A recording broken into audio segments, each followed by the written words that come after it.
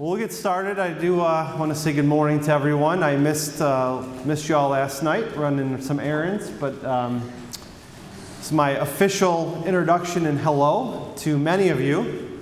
And we're just going to go through this morning and talk a little bit about some finance things, some big picture, some budget. When we were planning the conference, we're sitting around in the boardroom and the meeting trying to figure out this order of sessions, and really it just came, we had everything lined up neatly except finance was just kind of sitting out there. Nobody wanted to know where to put it, and so clearly they got the most important one in the first session. Or the good news is, after this is done, folks, it's all uphill from here. We're going to have a great conference. So I am the finance officer for Global Outreach and Mission. You'll see in my presentation there's a certain stereotype amongst finance people and accountants that you're kind of boring and dry. And so I've made sure that my presentation keeps that stereotype intact today. So you're not going to get anything too visually stimulating, but hopefully all we do is we just we're going to recircle around and visit some principles that you're all familiar with. There's nothing new, but maybe it's just to put things on the top of your mind. Maybe we've got to sit down and have a chat. We've got to reevaluate a few things. So just a little bit about how we kind of got here today. Obviously, I came on board January of 2017, so it's been about 2.5 years now. I'm continuing the work set forth by Al, who had been here. Obviously, many of you knew him, loved him. But for 35 years, he ran that finance office and has done an amazing job. And all I've done is I've latched on to what he had started, and hopefully we continue that. Maybe just a few tweaks here and there, but really not upsetting the apple cart too much as far as what you can expect from your home office. I do want to take a minute here just to publicly thank Kim Frankenforte. Many of you, yes.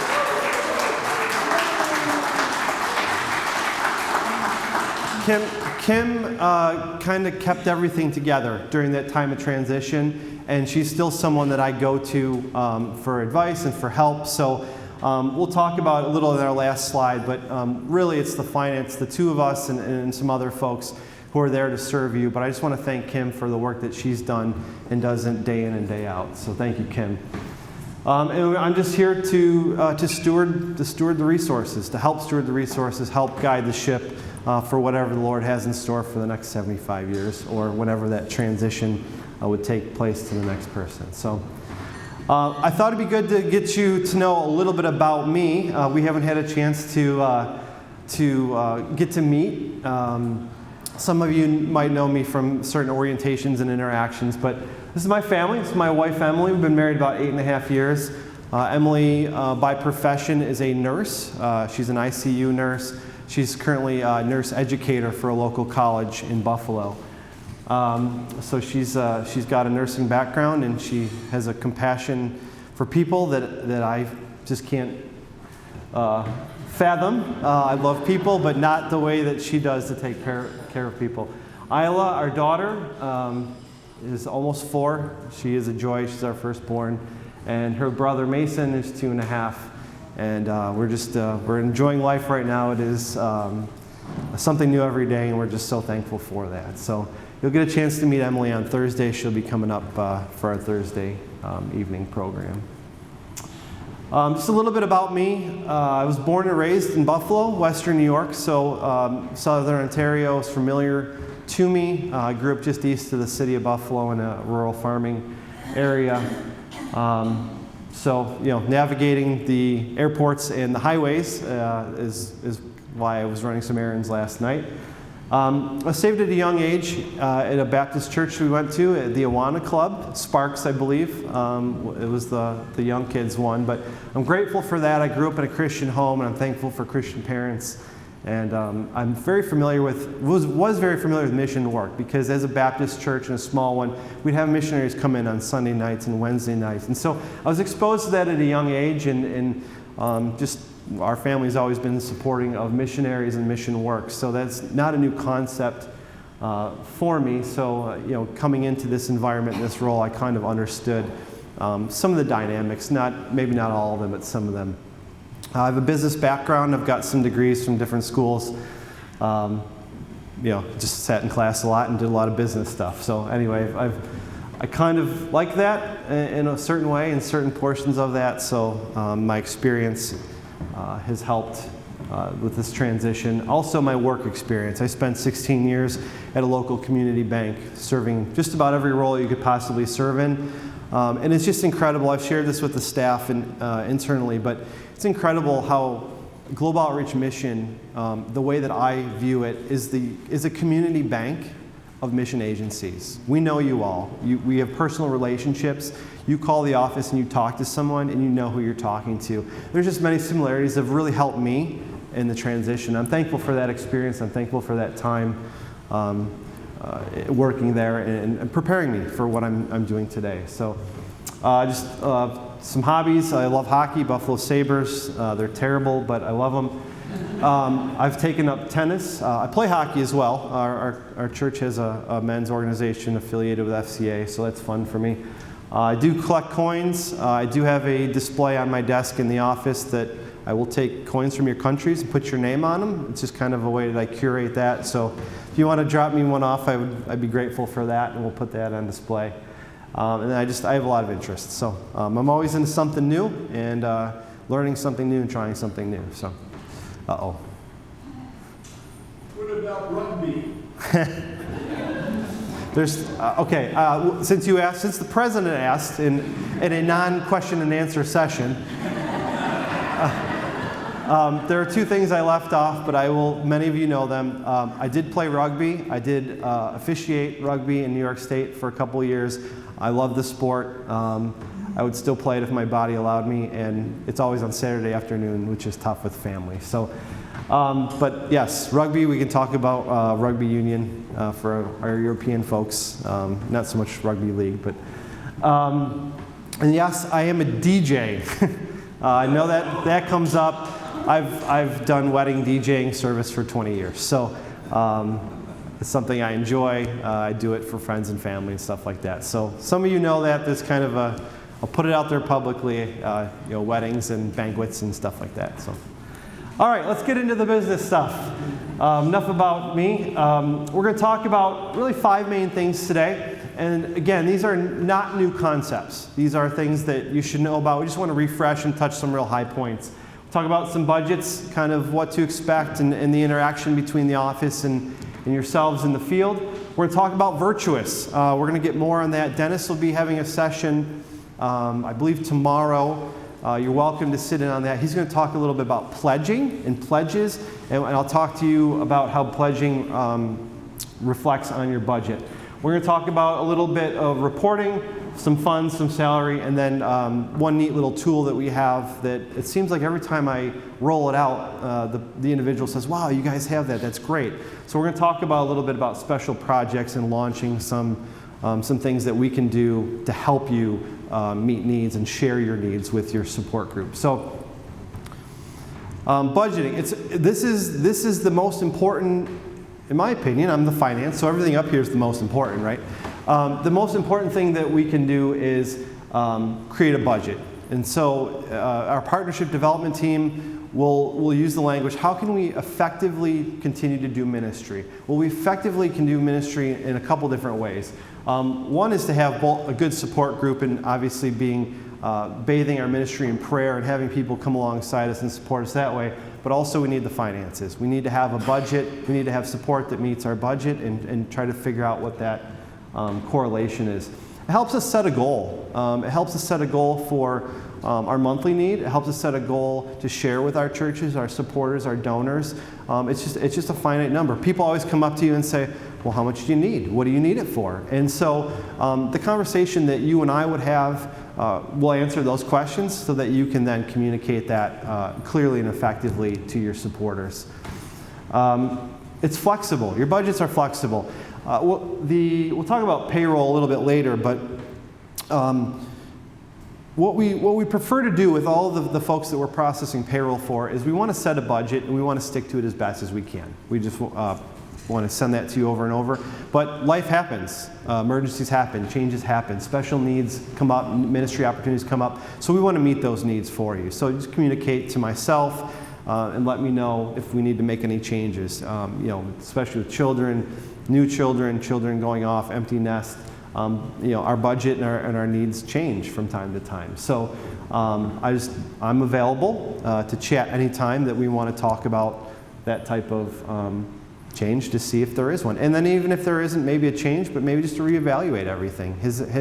What's the last time you've had a chance to talk through it? And I think the answer for many folks in here is that it might have been a little while since you've had the conversation, just because of the transition, just because of maybe some of the changes. So probably the best time to do a fixed communication would be November and December, so that we can prepare for the following calendar year. But again, that's not set in stone. So as your need arises, please reach out to me, give me a call, email.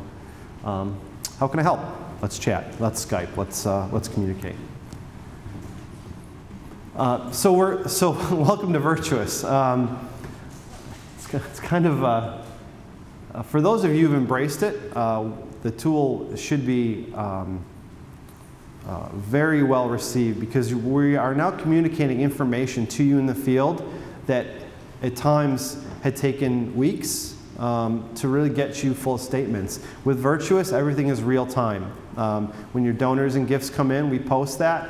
You're seeing the same information the office is seeing on a daily basis. So we're excited for this tool, but there is a learning curve, and so we're attempting to try to get everybody up to speed as to what to expect. So I just want to point out the two things that we'll be focusing are the left side and the top left.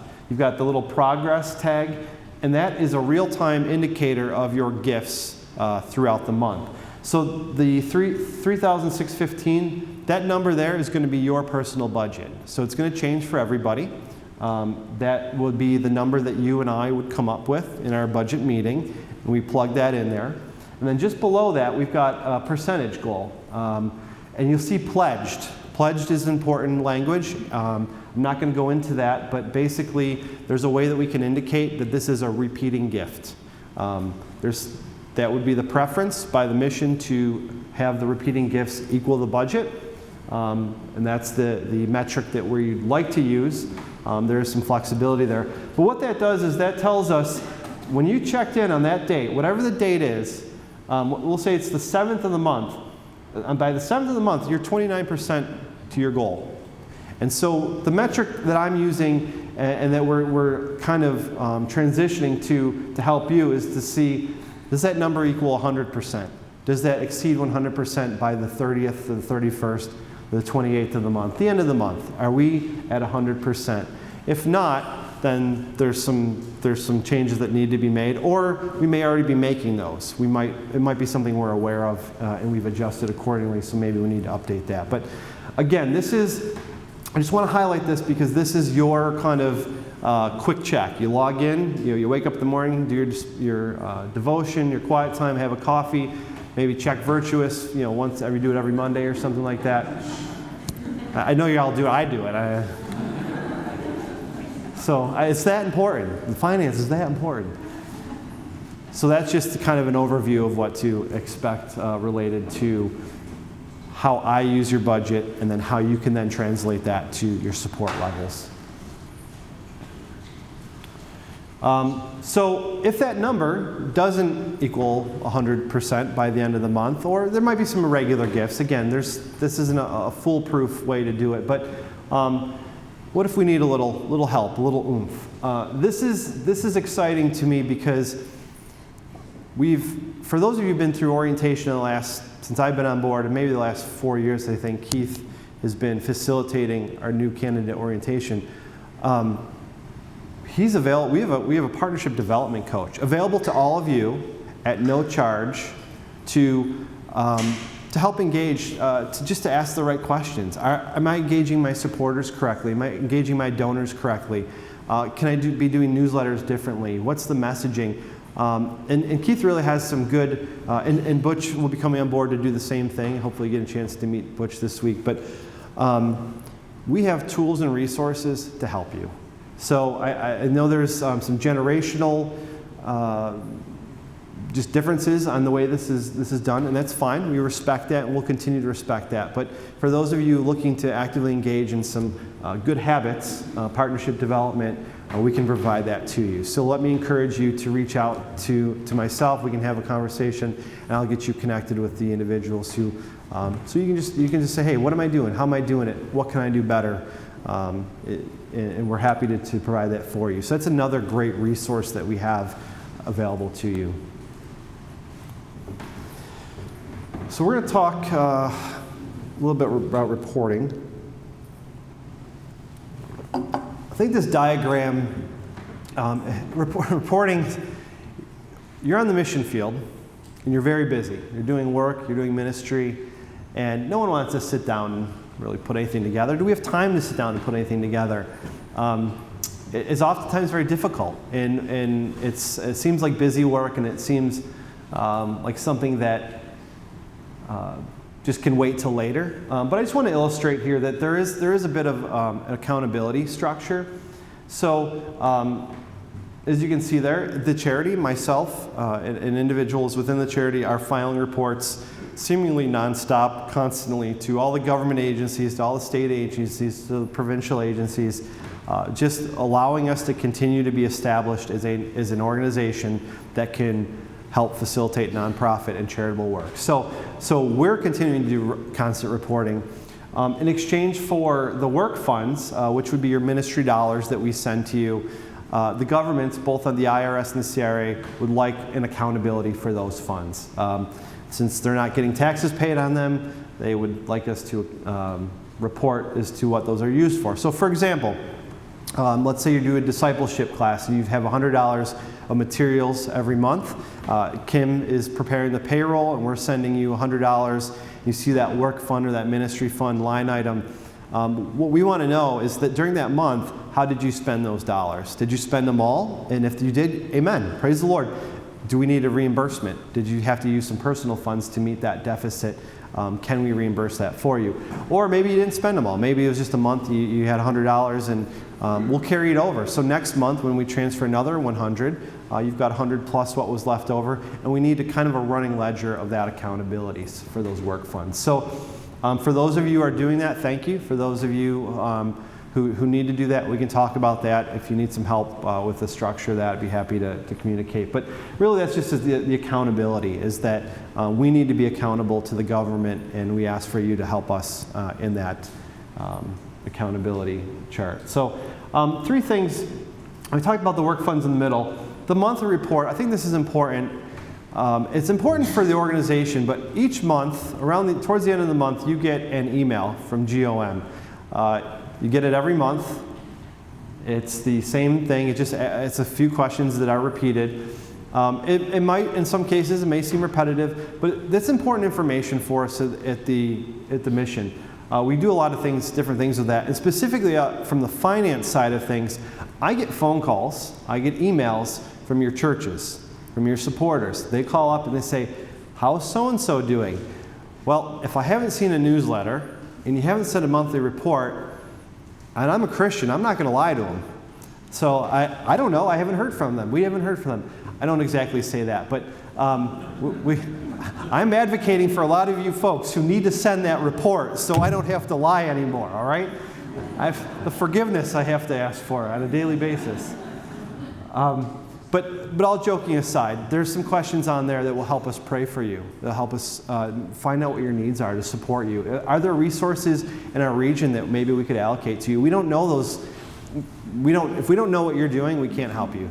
We can't pray for you. We can't support you. So please take time to seek out that email and send that electronically. There are paper forms as well if you prefer to mail it. We'll take those.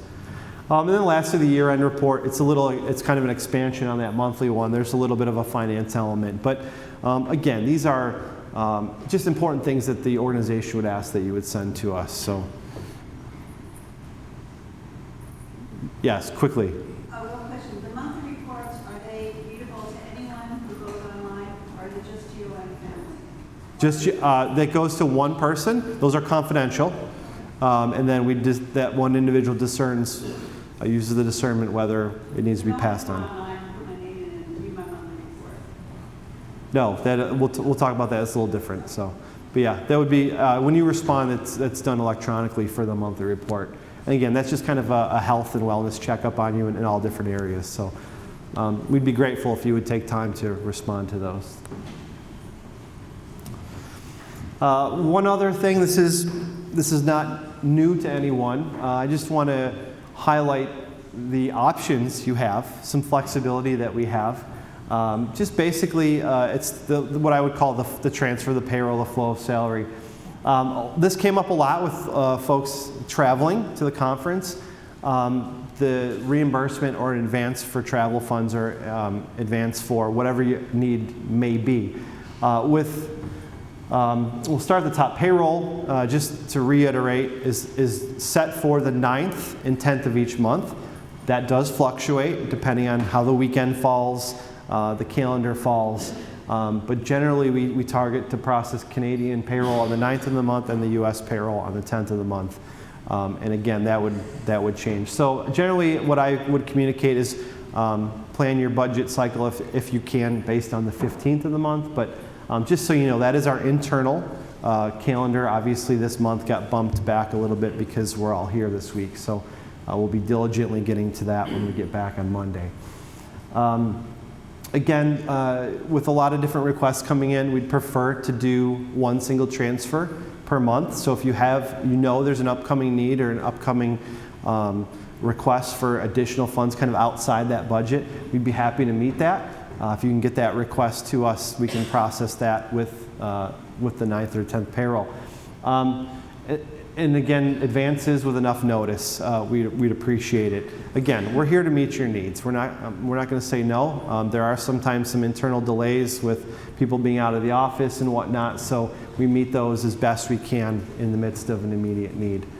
And then, so that would be an advancement. Reimbursement would be anything that maybe you have the funds to meet a need, respond to booking airfare, taking a trip, maybe a ministry need popped up that you wanted to respond to quickly. So just send receipts, send documentation, and if your ministry account can handle it, then we'll reimburse it as opposed to an advance. So again, not a new concept, but again, I'm just trying to highlight the fact that we want to be responsive and we want to meet your needs on the field, whatever that may be. So if you can communicate to myself, we'll do that the best we can in a cyclical process if possible. Okay, so this is the fun one. This one I like. I love the aha moment when we talk about something and someone says, "Oh, that's awesome," or "That's great," or "That really is helpful." So hopefully you all know what this page is or looks like. This is the landing page for, I think, almost everyone in here. Some people, for security reasons, we might not have photo and a name listed, but this is where you can send your donors when you're communicating with your churches. You've got missiongo.org, and they can search. You have a distinct URL. So this looks the same for everyone, just a different name and a different photo, a different description. But right in the middle, circled, is raise money. In the past, I think the language, I don't know where Elena is, was advocacy. It was an advocacy program that we could use. So it's changed with the website update, but this is raise money. So once you click on there, it's going to take you, it's super easy. It's done via email, but it's kind of ad hoc, a guerrilla type marketing, like use your whatever language you're familiar with, but we can set up a campaign almost immediately. You put in all the information. In this case here, Dean and Sylvia, we had a conversation. They clicked on it. They needed some vehicle funds. Said, well, how do we communicate that to our donors in a quick manner, in a timely manner? So they went and clicked on that raise money, and through the two-step process, they were able to fill out all the information, kind of put a dollar amount. We talked through what the need looked like, and then it created this. And this goes on your page at the very bottom of your mission page. It's an advocacy program. So you've got it up at the top. You've got your own URL that you can copy and paste. You can put in Facebook. You can share it. Part of this program is it gives you an opportunity to send via email. So you can send that out digitally, electronically, and immediately to your donors and supporters to get that need to them quickly if we need to. If it doesn't need to be quick, that's fine. We can still use this as a tool and a resource to track gifts. You see it gives a dollar amount, so we've indicated what that dollar amount is, and as the gifts come in, that's a little temperature gauge or a little thermometer that will fill and show some progress. And then your donors obviously have an opportunity to read the description and help meet the need if they feel led to write that in there. And that donate now, just as another tip, because I was talking to someone in the break, once you click a donate, a give button, or anything that indicates setting up a gift, the next screen you see is uniform across all our platforms. It's the opportunity for a credit card payment, it's the opportunity for debit, there's check information, EFT there. So your donor has every opportunity to make the payment which they give the gift of whatever they feel most comfortable with. So again, that donate now button's right on there, and we can track everything. So it's a really cool tool. It happens, we can set it up real quick. We can also go and set up like we would traditional projects, and there's another section on the website for that. So what am I saying? You've got a need. You want to communicate something. You want to communicate something specifically.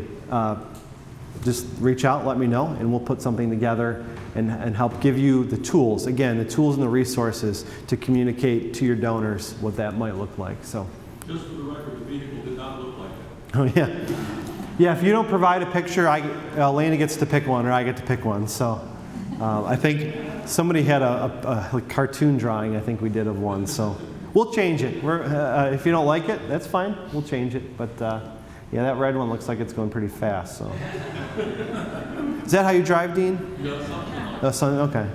The red blur. There goes Dean. Just one note on the project, and again, nothing new. All the projects we'll talk through. We'll need official approval for those. So what are some of the things that we're looking for when we communicate these? How soon do we need to launch this? If we set up the advocacy program or the raise money that I just showed you, that can be done relatively quickly, probably 24 to 48 hours. It just takes some approval and some fine tuning. We could probably meet that need very quickly. But if it doesn't need to launch, if you're planning to come back and visit your supporters on home assignment, and you know that the churches are going to be asking and you've got a special need, we can put something up there and you can point them to that. So that it'll work short term and long term. What are you recognizing for a ministry need? It might be a personal need. It might be a ministry need. Do you need? Are we going to look to build a church? We're going to look to build a new school building. We can do that through this program, through this little tool. It might be something just simple, is to replace some appliances or do some home upgrades, and your supporters want to be a part of that. So. How much do you anticipate the cost to be? In country, obviously some countries it's tough to source some of these materials, so we have to figure out what that's going to cost. And how soon do you need to make that purchase? So if we're going to launch quick, we probably need to wrap up the program quickly. So you're going to be working with the office and Kim and myself, and we're going to try to make sure that we are monitoring that daily so that we can help wrap that project up. And then how will you communicate? Again, with electronic, the URLs you can copy and paste. For those of you who use Facebook, that'd be fine. A simple email will still take you right to that project. So those are the kind of the big high-level things I want to talk about. Hopefully, some of you picked out some things in there that will be helpful. Some things that maybe we'll talk about in the coming months or weeks, days even. We'll schedule time to talk through some things. But I just want to communicate again. Now that you've had a chance to get to know me, please reach out to me. Phone call, email, WhatsApp, if that'll help. I can get you my contact information for that. But we want to be responsive to your needs. We're here to serve together. Sometimes the questions are very specific. Sometimes I don't know those answers. And I'll tell you that, but we've got a great network of resources through some of our Canadian networks and our U.S. networks, and we've got professionals who advocate for mission agencies, and we will find as best we can an answer to your specific question. And as I mentioned, the monthly email communication, please check your email. We've designated, through Virtuous, we've designated a single email contact for each household or individual. We are using that one as our main point of communication. If you're not seeing GOM emails regularly, check your spam. Maybe just we're not opening them. But a lot of the information that we've deemed really important that we want to get to you is sent via email. It's the most consistent way to reach the largest group of people. So, so please be checking for that, as there's very important stuff that we do communicate. We try not to bombard you. Like I said, there's a monthly one and then occasional from different departments for different things. The work funds report, if we need to engage in that reporting, we can talk through that, see what that looks like, and then the regular reporting. So again, we're partnering together. I'm here to serve you. I took this role on to serve others, to use my talents and what I've learned and what the Lord has gifted me to do to hopefully help all of you. And so please reach out and we'll engage on how we can kingdom build together. So I'm here to serve you. We're here to serve together. So thank you very much.